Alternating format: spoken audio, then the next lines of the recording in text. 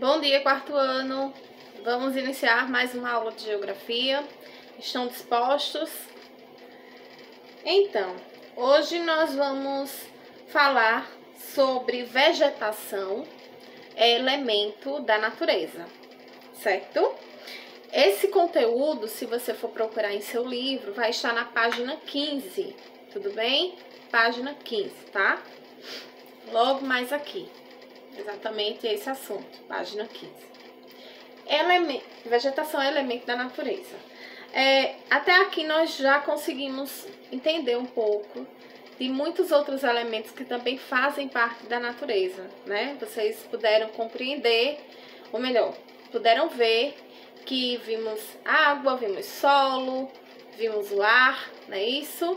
Enfim, e não deixaria de dizer que a vegetação é um componente, é um elemento que faz parte também da natureza e importantíssimo, certo?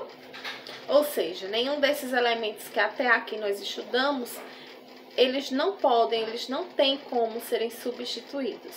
Então, para que a gente possa mantê-los e mantendo, a gente consegue manter também a saúde do nosso planeta, que é a nossa casa, e a nossa saúde individual, a saúde coletiva e a saúde individual. Enfim, logo aqui no texto diz o seguinte: vegetação na paisagem é um elemento muito importante. As características e os tipos da vegetação dependem do tipo de solo, da formação do relevo, e especialmente do clima que ocorre no lugar, relacionados também à quantidade de chuva, temperatura, o ar, enfim. A variedade de formações vegetais proporciona diferentes paisagens. Veja as diferenças entre as formações vegetais nas imagens a seguir. O que dizer sobre esse trecho? Vejamos. Da mesma forma que compreendemos que o clima faz com que a paisagem mude, então, por meio desse clima, nós conseguiremos ter diversidades vegetais, certo? Estou falando não somente no Brasil, não estou só falando que era ou que é apenas unicamente no Brasil, mas em todo o planeta Terra, né? Nós entendemos que existem muitos climas que se variam em muitos e diversos lugares por todo o nosso planeta Terra. E não seria diferente em nosso país, no nosso continente Brasil, né? Tanto é que eu pedi que vocês fizessem uma atividade em que vocês iam colorir cada região e em cada região destas vocês iam ver e escrever para mim eu digo, mas o objetivo mesmo é para que vocês entendam. As vegetações, o clima, na realidade o clima que se destaca nessas regiões. Então, como o próprio texto aqui diz, esse clima faz com que tenha uma variação, não somente nas temperaturas, mas também uma variação na vegetação e também uma variação na paisagem, certo? A paisagem muda. Então, se a paisagem muda, nós vamos ter diversas vegetações diferenciadas em cada lugar deste. Compreendido? Por isso a importância do clima e a predominância dele nas regiões, ok? Bom, aí aqui, né, na página 16, nós temos alguns tipos de vegetações. Essas vegetações a gente classifica elas como biomas. O que é biomas? Bem, biomas é justamente aquele conjunto de vegetações, de animais, de diversidades que se caracterizam em um lugar, em uma determinada região, entendem? Por exemplo, aqui nós temos alguns biomas. O primeiro deles, logo acima, no livro de vocês, é o Amazonas. Olha só, o Amazonas, exatamente. Então, vejamos, onde é que está o Amazonas? Onde se encontra? Nós sabemos que o Amazonas se encontra na região norte do nosso país, ou seja, lá em cima, não é isso? E com isso também entendemos que é uma região muito hídrica, com bastantes rios. E entre os rios mais importantes está o rio Amazonas, né? Que leva o nome dessa região. Ou melhor, dessa região não, desse município, né? Caracteristicamente, nós vamos entender que essa região possui, além dessa diversidade hídrica, essa bacia hídrica gigantesca, né? Bastante interessante, repleta de diversidades de animais, tanto animais como as onças, outras espécies de animais que são familiar a algumas espécies de ratos, enfim. Nós vamos nos deter também à vegetação, que é a primeira coisa que temos que dar importância. A vegetação da região norte, como nós conhecemos, é a floresta amazônica. E nela tem características que só nessa região nós vamos conseguir ver, né? Essas árvores que vocês observam na imagem, são árvores muito altas, bastante, tem uma altura bem considerável. E por que essa altura toda? A característica científica seria porque o solo está muito encoberto justamente pelas árvores. Então, a tendência é que essas árvores queiram subir. O seu crescimento seja realmente para cima, para o topo, para que possa receber essa luz solar, né? E poder fazer todo o processo de fotossíntese que nós mais ou menos conhecemos, né? Assim? Então, a região norte é onde está a região Amazonas, e ela tem essa grande diversidade arbórea, plantas que são com folhagem bem mais largas, certo? Esse crescimento é bem espantoso, bem voluptuoso, como dizem, ok? Aí vamos para a Caatinga. Pois é, Caatinga. Onde será que ela se localiza? Na região nordeste. Pois é, onde estamos? Isso mesmo. Caatinga na região nordeste. Ela é presente onde moramos. Não está distante, está bem pertinho de nós. Então, a Caatinga é uma vegetação bem diferenciada, totalmente diferenciada da floresta amazônica. Ela possui muitos arbustos, né? Em épocas de estiagem, nós sabemos, principalmente quando a gente se desloca para uma zona rural, de nossa cidade para a zona rural, a gente vai observar que essa vegetação, ela se torna mais seca, mais acinzentada, não é isso? Pois é, dá a impressão que a vegetação está morta, que não há vida. Fora que nós encontramos também, nós possuímos aqui muitos cactos de diversos tamanhos. E os cactos, que a gente acha que é um caule, na realidade é uma folha. Isso, uma folha. Porém, essa folha está cheia de espinhos. E esses espinhos facilitam facilitam, de certa forma, para que a planta não perda rapidamente a sua água que está instalada, está dentro da própria folhagem, certo? Então, esses cactos que a gente vê muitos espalhados por essa região, esses espinhos não são apenas como uma característica sem finalidade, pelo contrário. Os cactos, as cactáceas, que assim são chamadas, têm muita importância e, em especial, seus espinhos protegem a planta para que a água que ela retém durante o período de estiagem, não se evapore, exatamente. Esses espinhos fazem essa imunização na própria planta, certo, gente? E também temos que salientar os solos, né? Os solos da região da Caatinga são solos mais arenosos, né? Aquela areia que logo você pega e joga e ela logo vai embora na sua mão, não é isso? E também temos uma outra formação que são dessas folhagens. Como eu disse, no período de chuvas em nossa região, em especial onde se localizam a caatinga, nós vamos poder observar que é como se invertesse a situação. Aquela folhagem que a gente enxerga seca, acinzentada, ela se torna esverdeada. Então, o que quer dizer isso? Quer dizer que essa planta ela não morreu. Ela está viva, ela continua viva, certo? Ela mantém suas raízes firmes. A diferença é que na época de estiagem ela tem esse recurso para se autoproteger e permanecer. E na época da estiagem, essa folhagem ela vai tornar-se verde, bastante esverdeada, um verde bem exuberante, tá? Aí vamos então para o mangue, tá? Observe que em cada foto dessa, ela tá dando referência dos lugares.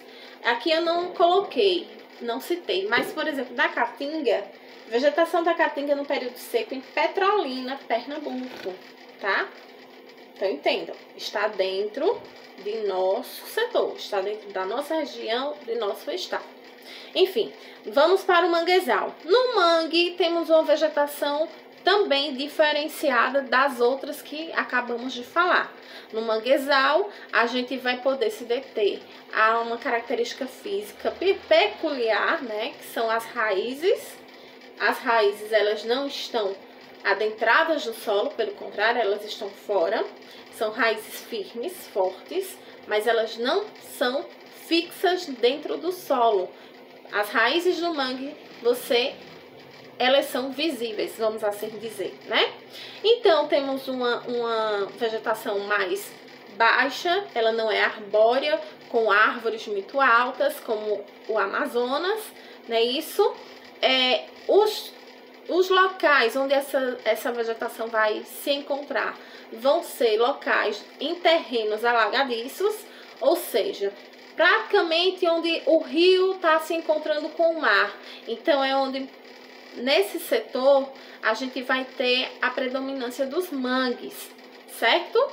Lembrando, é um berçário, como muitas vezes alguém já deve ter dito, ou eu mesmo, não sei, é um berçário de vida. Por quê? Porque existem muitos animais que nessa região, entre os mangues, se desenvolvem, crescem, se reproduzem, certo? A gente pode citar, não sei, não tenho essa informação correta, mas vamos citar algumas espécies de largatos, em especial siris, caranguejos, crustáceos, né? Esse pântano, como se fosse um pântano, mas não é um solo mais gelatinoso, né?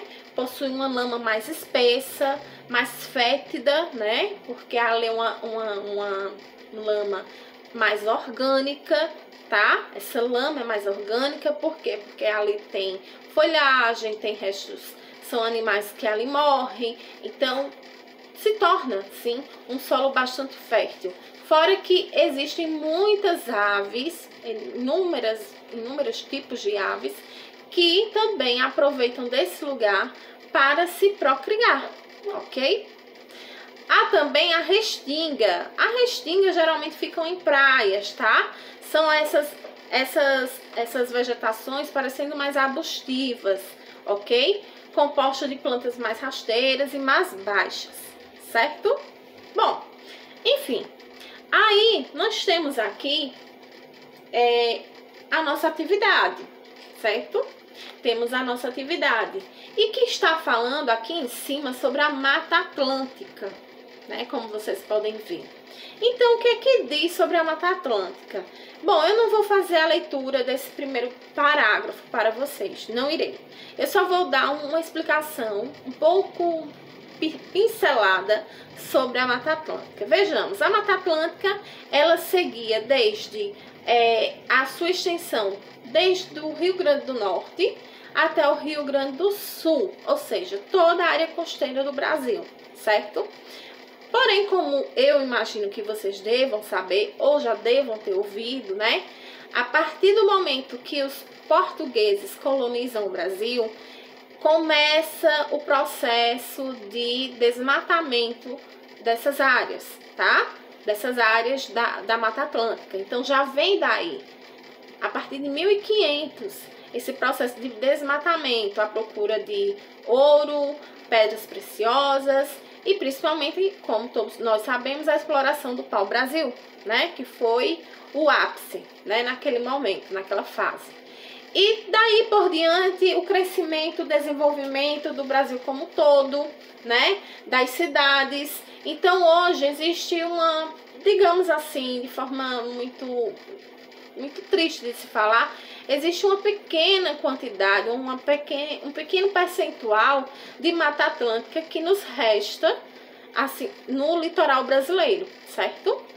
Ela é muito parecida, ela tem uma certa semelhança, as características físicas é um pouco semelhante às da Amazônia, certo? Mas tem suas individualidades, ok? Mas infelizmente é isso que acontece. E hoje, nos dias atuais, um dos principais motivos é justamente a apropriação desses terrenos, desses espaços para prédios, né? Para construções de resorts, prédios à beira da praia, enfim. Esses é um dos motivos principais que se fazem presente para a, digamos, não extinção, né? Mas podendo chegar, quem sabe, à demolição de boa parte desse nosso bioma, ok? Enfim, então, explicado até aí, eu quero agora sim fazer a leitura desse texto, tá? Não que vocês não possam e nem queiram fazer, porque vocês terão. Para a realização dessas 3 atividades que estão aqui, vocês precisam fazer a leitura do texto como um todo. Eu só estou explicando por cima. Agora eu vou explicar essa parte onde fala Mata Atlântica com amostra de floresta.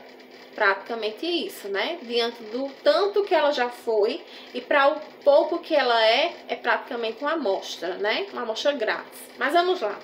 Diz o seguinte, tá, gente? A Mata Atlântica é a cobertura vegetal brasileira com maior índice de degradação, pois foi ao longo de sua área de ocorrência que se instalaram as principais cidades do país. Imagine quantas espécies de animais e vegetais desapareceram com essa devastação. As árvores foram, sobretudo, usadas como lenha ou derrubadas para abrir espaço para diferentes lavouras que se implantaram ao longo da Mata Atlântica. Os bichos foram vítimas da caça e do desaparecimento de seus habitats naturais. Nos últimos anos, a velocidade da degradação da Mata Atlântica vem diminuindo, em parte porque já não há muito mais o que derrubar. E também porque as pessoas estão se conscientizando de que há muitas maneiras de aproveitar a floresta sem destruí-la. Vejam, existe um trecho da Mata Atlântica, não sei exatamente qual, mas está inserido na cidade do Rio de Janeiro, tá? Em que a mata, como eu muitas vezes falei, ela protege a nascente de um dos rios principais, que por sua vez, como é que eu vou dizer, abastece algumas cidades do Rio de Janeiro, certo? E o que acontece? Bom, a degradação nós já vimos que está no auge, não é isso? E dentro dessa situação, desse contexto, como nós temos a Compesa, que é responsável pelo tratamento da água e a distribuição dela, lá existe também o órgão responsável por essa distribuição. Mas, isso estou falando porque vi em reportagem, tá? Então, o que acontece? Essas pessoas passaram uma época, não sei agora recentemente, mas elas passaram alguns períodos, acho que meses, sofrendo com a escassez de água, tá? E essa escassez, além do nível estar baixo, o nível de água está baixo, havia também, logicamente, né, a mão humana é sempre magnífica, havia também a sujeira intensa A sujeira intensa, porque esse rio também tem contato com esgotos residenciais, esgotos industriais. Então ele era feito e é feito um processo de limpeza, de tratamento de esgoto, para que essa água possa possa voltar para as casas, para as residências das pessoas, e elas possam consumir com segurança. Então vejam, mesmo sabendo de que a mata ciliar é a protetora das nascentes dos rios, ainda assim existem muitas pessoas que possuem conhecimento. Não estou falando de pessoas leigas, estou falando de pessoas bem instruídas, sabe? Mas que para elas o que importa não é a natureza. Acho que a natureza para eles e para essas pessoas é vista como algo assim, tipo, nossa, que bonitinho, que lindo, mas não é tão importante quanto o meu bolso cheio de dinheiro, tá? Então, na minha compreensão é essa. Então, não é somente a natureza, pura natureza, porque é bonito, o pássaro é lindo, o verde, as flores. Não vejam só por esse lado. Compreendam que a natureza, a natureza como um todo, o meio ambiente como um todo, ele precisa estar bem para poder nos oferecer qualidade de vida. Se ele não está bem, nós sofremos as consequências. E volto a dizer, não é lá longe não é na China não, que a gente acha que só está lá e não vem para cá. A gente está vivendo uma pandemia que faz parte de um processo de uso incorreto dos bens naturais que nós temos.